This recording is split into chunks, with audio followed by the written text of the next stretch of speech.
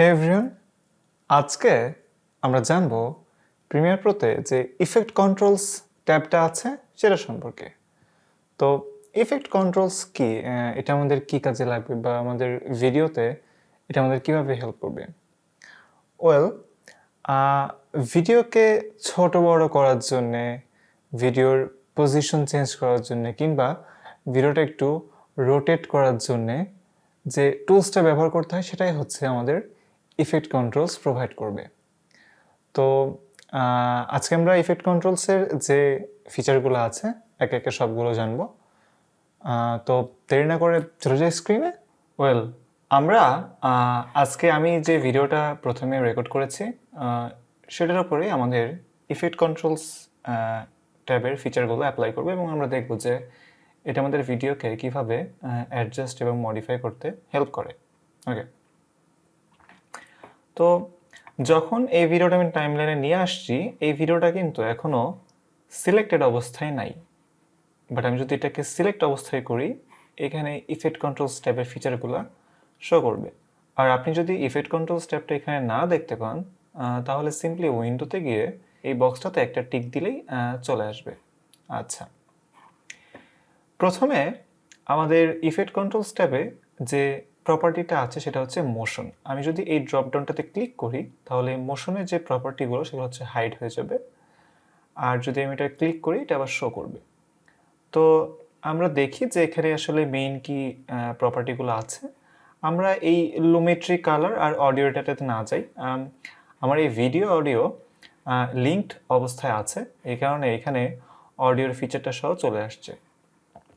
তো এই সুযোগে আপনাদেরকে একটু লিঙ্ক আনলিঙ্কের বিষয়টাও দেখাই দিই। জাস্ট সিম্পলি যদি আপনি ভিডিও সিলেক্ট করেন তাহলে অডিও যদি সিলেক্ট হয়ে যায়, অথবা অডিও সিলেক্ট করলে ভিডিও যদি সিলেক্ট হয়ে যায় তাহলে বুঝবেন যে আপনার ভিডিও এবং অডিও লিঙ্কড অবস্থায় আছে। তো সেটাকে আনলিঙ্ক করার জন্য জাস্ট সিম্পলি রাইট ক্লিক করে এখানে আনলিঙ্ক করলেই হচ্ছে। এখন আপনার ভিডিও আর অডিও দুটা সেপারেট ফাইল হয়ে গেছে। দেখেন, আমি যদি ভিডিওতে ক্লিক করি তাহলে ভিডিওর যে ইফেক্ট কন্ট্রোলসের প্রপার্টিগুলো আছে সেগুলো শো করতেছে, অডিওতে ক্লিক করলে অডিওগুলো শো করতেছে। তো আমরা এখন ভিডিও নিয়ে কাজ করবো, সো আমি জাস্ট ভিডিওটা এখানে সিলেক্টেড অবস্থায় রাখতেছি। তো আমাদের এখানে মূলত প্রপার্টি থাকে তিনটা: মোশন, অপাসিটি আর হচ্ছে টাইম রিম্যাপিং। তো লুমেট্রি কালারটা কেন আসছে? কজ আমার এই ভিডিওতে কিছু বেসিক কালার কারেকশন অ্যাড করা আছে, অ্যাকচুয়ালি লাট অ্যাপ্লাই করা আছে, এই কারণে এই ইফেক্টটা এখানে চলে আসছে পরপর। তো আমরা এখন জাস্ট এটাকে ইগনোর করি লুমেট্রি কালারটা। আমরা শুরুতে যে মোশন আছে সেটা সম্পর্কে একটু জানি। ওকে, মোশনে আমাদের প্রথমে যে প্রপার্টি আছে সেটা হচ্ছে পজিশন। তো আমার এই ভিডিওটা হচ্ছে 1920x1080p রেজলিউশনে শ্যুট করা। তো এটার বাই ডিফল্ট যে পজিশনটা সেট থাকে সেটা হচ্ছে 960 আর হচ্ছে 540। আমরা ওই যে স্কুলে স্থানাঙ্ক পড়তাম না, এক্স ওয়াইয়ের অবস্থান বা স্থানাঙ্ক, এটা হচ্ছে তেমন। এটা হচ্ছে এক্স অক্ষ, আই মিন হরিজন্টালি ভিডিওটাকে আপনি পজিশন করতে পারবেন। এটা হচ্ছে ওয়াই অক্ষ, মানে ভার্টিক্যালি ভিডিওটার পজিশন চেঞ্জ করতে পারবেন। আর এই যেটা হচ্ছে রিসেট বাটন, আপনি যদি এটাকে ক্লিক করেন তো ভিডিও আবার আগের অবস্থায়, মানে বাই ডিফল্ট যে অবস্থায় থাকে সেখানে চলে আসবে। তো এই ছিল আমাদের position, just left or right or up and down. এরপরে আমাদের যে প্রপার্টি আছে সেটা হচ্ছে স্কেল। তো এই স্কেল মানে হচ্ছে ভিডিও জুম করা কিংবা জুম ইন করা কিংবা জুম আউট করা। বাংলা কথায় ভিডিও হচ্ছে ছোট বড় করা। তো বাই ডিফল্ট স্কেলটা থাকে 100। আমি যদি এটাকে এখন 50 করি তাহলে আমার ভিডিওটা স্বভাবতই অর্ধেক হয়ে যাবে। আমি যদি এটাকে 150 করি তো স্বভাবতই আমার ভিডিওটা অরিজিনাল সাইজে 1.5 গুণ বৃদ্ধি পাবে। তো আপনি যত ইচ্ছা স্কেল করতে পারেন, অ্যাকচুয়ালি যত ইচ্ছা না, এর একটা লিমিট আছে, মেবি 10,000 সামথিং, সরি। ওকে, 10,000 ম্যাক্সিমাম লিমিট, আর এইদিকে তো 0 আছেই। ওকে, তো সিম্পলি জাস্ট এখানে রিসেট করলেই আমরা হচ্ছে পূর্বের অবস্থানে ফিরে আসতে পারবো। ওকে, তো আমাদের এই ছিল পজিশন আর এই ছিল হচ্ছে স্কেল। এরপরে আছে হচ্ছে rotation, pretty much self explanatory. Rotation মানে হচ্ছে রোটেট করা। আমি যদি এটাকে রোটেট করি ভিডিওটা সিম্পলি ঘুরতে থাকবে। তো আবার জাস্ট রিসেট করলেই প্রিভিয়াস অবস্থানে চলে আসবে। এরপরে যে জিনিসটা আছে সেটা হচ্ছে বেশ ইন্টারেস্টিং, অ্যাঙ্কর পয়েন্ট। আচ্ছা, অ্যাঙ্কর পয়েন্ট কি? তো আপনারা খেয়াল করবেন, আমি যখন এই স্কেল প্রপার্টিটাকে ইনক্রিজ করতেছিলাম, এই স্কেলটা কিন্তু ঠিক ভিডিওর যে সেন্টার অবস্থা আছে মানে মাঝখানে, সেইখানে জুম হচ্ছে, সেইখানে এর স্কেলিংটা বৃদ্ধি পাচ্ছে। আমি যদি ভিডিওটাকে একটু ডান দিকে টেনেও নিয়ে যাই, টেনে নিয়েও যদি আমি এবার জুম করি, খেয়াল করবেন ভিডিওর যে মাঝখানে যে অংশটুকু ছিল, মানে আমার এই যে মুখের এই অংশটুকু, ভিডিওটা কিন্তু বারবার ওখানেই স্কেল হচ্ছে। আমি কিন্তু এখন কিন্তু ভিডিওর মাঝ বরাবর কিন্তু এখানে কোনো একটা জায়গায় হবে, কিন্তু স্টিল ভিডিওটা এখানেই জুম হচ্ছে। এবার আমি যদি জুম আউট করি, তো সেম ভাবে ওইখান থেকেই জুম আউট হচ্ছে। তো এই যে স্কেলিংটা আমি ইনক্রিজ করতেছি, ডিক্রিজ করতেছি, বাট আমি যদি এই যে স্কেলের এই প্রপার্টিটাতে ক্লিক করি, তাহলে এই যে আমি এটা রিসেট করে দিচ্ছি কিছুক্ষণের জন্য, তো এই যে মাঝখানে যোগ চিহ্ন আর চারিপাশে সার্কেল দিয়ে একটা চিহ্ন আসছে, এটাই হচ্ছে অ্যাঙ্কর পয়েন্ট। মানে আপনি কোন জায়গাকে কেন্দ্র করে আপনার ভিডিওটাকে স্কেলিং করতে চান কিংবা একইভাবে রোটেট করতে চান। আমি যদি রোটেট করি তাহলে রোটেশনটা দেখেন ওই মাঝখানের ওই বিন্দুতেই হচ্ছে। ওই যে আমরা খাতায় হচ্ছে কম্পাস দিয়ে ঘোরাইতাম না, এটা কাইন্ড অফ ওই রকম। আমার ওই জায়গা থেকেই ভিডিওটা বারবার রোটেট হচ্ছে। তো আমি এখন হচ্ছে আমার এই অ্যাঙ্কর পয়েন্টটা চেঞ্জ করব। তো আমি এখানে সিম্পলি এখান থেকেও পয়েন্টটা চেঞ্জ করতে পারি, আবার হচ্ছে আমি চাইলে আমার ভিডিওর এখান থেকেও এটা ড্র্যাগ করতে পারি। এই যে আমি যদি এখানে কার্সারটা হভার করি, তো এটা একটা অ্যাঙ্কর পয়েন্টের আইকন আমাকে শো করতেছে। তো আমি যদি এখন অ্যাঙ্কর পয়েন্টটা চেঞ্জ করি, এখানে নিয়ে আসি, আমার কিন্তু এখন ভিডিও সেন্টার কিন্তু এই যে এখানে এই চিহ্নটুকু বা এই আইকনটুকু যেখানে থাকবে ওইটাই হচ্ছে আমার ধরে নিতে হবে ওইটাই ভিডিও সেন্টার বলা ঠিক হবে না, অ্যাকচুয়ালি ওইটাই হচ্ছে অ্যাঙ্কর পয়েন্ট। ওখানকে কেন্দ্র করে ভিডিও আমার স্কেলিং হবে কিংবা রোটেট হবে। তো আমি এই পজিশনটা আরেকটু চেঞ্জ করি। ওকে, তো আমি যদি এবার ভিডিওটাকে রোটেট করি কিংবা স্কেল করি, দেখবেন এই রোটেশনটা বা স্কেলিংটা হবে এই পয়েন্টকে কেন্দ্র করে। আমি রোটেট করে দেখাই। একইভাবে আমি যদি ভিডিওটাকে এখন স্কেল করি, তাহলে এই পয়েন্টে স্কেলিংটা হবে, এখন আর আমার মুখে যাবে না।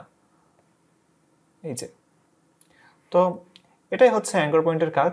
আপনি আবার এখানে জাস্ট এটা সিম্পলি ক্লিক করে ভিজিট করে নিতে পারেন অ্যাঙ্কর পয়েন্টটা। আর আপনি এখান থেকে না চাইলে আপনি চাইলে এখান থেকেও অ্যাঙ্কর পয়েন্টটা চেঞ্জ করতে পারেন। আমি যদি এখানে নিয়ে যাই অ্যাঙ্কর পয়েন্টটা এখন, তাহলে আমি যদি ভিডিওটা রোটেট করি তাহলে এই পয়েন্ট থেকে রোটেশনটা হবে।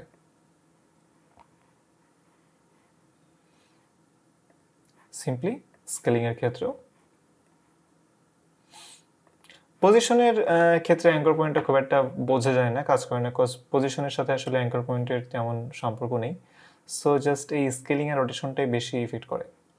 ওকে, তো এই ছিল আমাদের পজিশন, স্কেল, রোটেশন এবং অ্যাঙ্কর পয়েন্ট। আমাদের এখানে আরেকটা অপশন আছে, সেটা হচ্ছে অ্যান্টি ফ্লিকার ফিল্টার। তো মাঝে মাঝে একটু লক্ষ্য করলে দেখা যায় যে আমরা যদি মোবাইল দিয়ে আমাদের ঘরে ভিডিও করি রাত্রিবেলায়, তাহলে লাইটের যে আসলে লাইটটা অ্যাকচুয়ালি সেকেন্ডে 50 কিংবা 60 বার হচ্ছে জ্বলে নিভে, বাট আমাদের চোখ সেটা ধরতে পারে না। সো আমরা মনে করি যে লাইটটা অলওয়েজ জ্বলতেই আছে।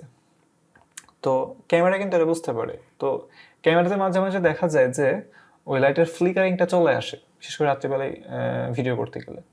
তো এই অ্যান্টি ফ্লিকারটা আসলে সেই জন্যই ব্যবহার করা হয় যে এটা ইউজ করলে ফ্লিকারটা কমে আসে, বাট অ্যাকচুয়ালি এটা সেভাবে কাজ করে না।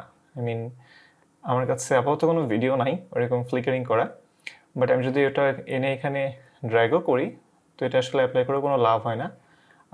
ফ্লিকারিং দূর করার অন্য একটা ওয়ে আছে, সেটা আমরা পরবর্তীতে ডেডিকেট কোনো ভিডিওতে দেখব, বাট এর আসলে কোনো কাজ নেই এখানে। ওকে, আমাদের পরে যেটা আছে সেটা হচ্ছে অপাসিটি। তো অপাসিটির মধ্যে আমরা দেখতে পাচ্ছি যে আমাদের এই লাইন বরাবর 3টা ফিচার আছে বা অপশন আছে, আর এখানে আছে অপাসিটি পার্সেন্টেজ আর নিচে আছে প্লেন মোড। তো আমরা এটা নিয়ে এখন কথা বলবো না, আমরা অপাসিটির যে পার্সেন্টেজ আছে সেটা নিয়ে কথা বলবো। অপাসিটি মানে হচ্ছে এই যে আমি ভিডিওটা দেখতেছি এখন এখানে টাইম লাইনে, এটার আমি কত পার্সেন্ট দেখতেছি, আই মিন ভিডিওটা কি আমি ফুল নিচ্ছি। মানে অপাসিটিটা হচ্ছে ট্রান্সপারেন্টের বিপরীত বলা যায়। ট্রান্সপারেন্ট মানে স্বচ্ছ, অপাসিটি মানে হচ্ছে অস্বচ্ছ, কাইন্ড অফ সেরকম। অপাসিটি মানে হচ্ছে অস্বচ্ছ ধরে নিতে পারেন। সো আমি যদি এখন এই অপাসিটিটা কমায় যদি 50% করে দিই, তাহলে আমার ভিডিওর উপরে একটা ব্ল্যাক শেড চলে আসবে। কারণ এখন আমার ভিডিওটা আর পুরোপুরি অপাসিটিতে নাই, এটা পুরোপুরি এখন আর অস্বচ্ছ না, এর মধ্যে কিছু স্বচ্ছতা চলে আসছে, কিছু ব্ল্যাক স্ক্রিন চলে আসছে। তো আমি যদি এটাকে সিম্পলি বাড়াই তাহলে আবার আগের অবস্থানে ফিরে আসবে, আর যদি একদম জিরো করে দিই তাহলে জাস্ট সিম্পলি ব্ল্যাক স্ক্রিন হয়ে যাবে। তো এটাই হচ্ছে অপাসিটি। তো আমি কিছুক্ষণের জন্য অপাসিটিটা 70% করে দিচ্ছি। ভিডিওটা একটু ব্ল্যাক হয়ে গেছে এখন। তো আমি যে 70% করলাম আর উপরে একটা মানে 70% মানে হচ্ছে আমার অরিজিনাল ভিডিওটা আছে হচ্ছে এখন 70%-এ, আর বাকি 30% আছে হচ্ছে আমার একটা ব্ল্যাক স্ক্রিন বা একটা ব্ল্যাক ভিডিও এই ভিডিওর উপরেই। আমি যদি এখন এই ব্লেন্ড মোডটা চেঞ্জ করি, এখন ব্লেন্ড মোডটা আছে হচ্ছে নর্মাল। ব্লেন্ড মোড মানে হচ্ছে দুইটা ভিডিও কিভাবে একসাথে ব্লেন্ড হবে বা কিভাবে একসাথে মিশে যাবে, দুটা ভিডিও একসাথে মিশে গেলে কেমনে দেখাই। তো এর উপরে কিন্তু এখন একটা ব্ল্যাক ভিডিও বা ব্ল্যাক স্ক্রিন চলে আসছে, সেটা নর্মালি ব্লেন্ড হয়ে এরকম একটা ব্ল্যাক শেড দেখা আছে পুরো ভিডিওর উপরে। আমি যদি এখন এই ব্লেন্ড মোডটা চেঞ্জ করি, আপনারা খেয়াল করবেন যে ভিডিওটা এখানে চেঞ্জ হচ্ছে, তার ব্লেন্ডিং স্টাইলটা চেঞ্জ হচ্ছে। তো এই ব্লেন্ডিংগুলো বিভিন্ন ম্যাথমেটিক্যাল টার্ম ব্যবহার করে এখানে সেট করে দেওয়া আছে। আমি চাইলে একটা একটা করে এখান থেকে টিক মেরেও দেখতে পারি। আর সবচেয়ে সহজ উপায় হচ্ছে জাস্ট এখানে কার্সার টেনে মাউসের যে হুইলটা আছে সেটা হচ্ছে স্ক্রল করা, তাহলে হচ্ছে একে একে সিরিয়ালি ব্লেন্ডিং মোডগুলো চেঞ্জ হবে। তো এটা হচ্ছে ডিজলভ, এটা ডার্কেন, কাইন্ড অফ সেমি, কোনো চেঞ্জ দেখছি না। এটা মাল্টিপ্লাই, এগেইন কোনো চেঞ্জ নাই। কালার বার্ন চেঞ্জ নাই, লিনিয়ার বার্ন। তো আপনারা একে একে এগুলো দিয়ে চেক করে দেখতে পারেন যে আসলে ব্লেন্ডিং মোডটা কেমনে কাজ করে। তো ব্লেন্ড মোডটা বোঝার আরেকটা ভালো উপায় হচ্ছে এই অপাসিটিটা চেঞ্জ না করে এর উপরে আরেকটা ভিডিও এনে দেখানো। তো আমি সেটা এই ভিডিওতে আর দেখাবো না, কজ এর পরবর্তীতে আমাদের যে ভিডিওটা আছে সেটাই হচ্ছে একটা ভিডিওর উপরে আমরা একটা ভিডিও কিভাবে নিয়ে কাজ করব। তো সেই ভিডিওটুকুতে আমি হচ্ছে এই ব্লেন্ড মোডে এইটুকু অ্যাড করে দেখাই দিব, but you can try it out yourself right now I guess. এই ছিল হচ্ছে আমাদের অপাসিটি। এরপরে যেটা আছে সেটা হচ্ছে টাইম রিম্যাপিং। এগেইন আমি এটা নিয়ে এখন কথা বলবো না, কজ টাইম রিম্যাপিং একটু অ্যাডভান্স লেভেল এডিটিং, আমরা এটা যখন ডেডিকেট কোনো ভিডিও বানাবো টাইম রিম্যাপিং নিয়ে তখন কথা বলবো। ইফেক্ট কন্ট্রোলসের যে অপাসিটি সেকশনটা আছে ওখানে মাস্কিং নামে একটা প্রপার্টিজ আছে। তো মাস্কিংটা আমি এই ভিডিওতে দেখাইনি, কজ মাস্কিং একটু অ্যাডভান্সড লেভেলের এডিটিংয়ের মধ্যে পড়ে। তো পরবর্তীতে আমি যখন মাস্কিং নিয়ে ভিডিও বানাবো, একটা ডেডিকেটেড ভিডিও, তো সেই ভিডিওতে এই মাস্কিং সম্পর্কে ডিটেলস বলা হবে। বাট এই ভিডিওর জন্য এই বেসিক জিনিসগুলো জানলেই হচ্ছে।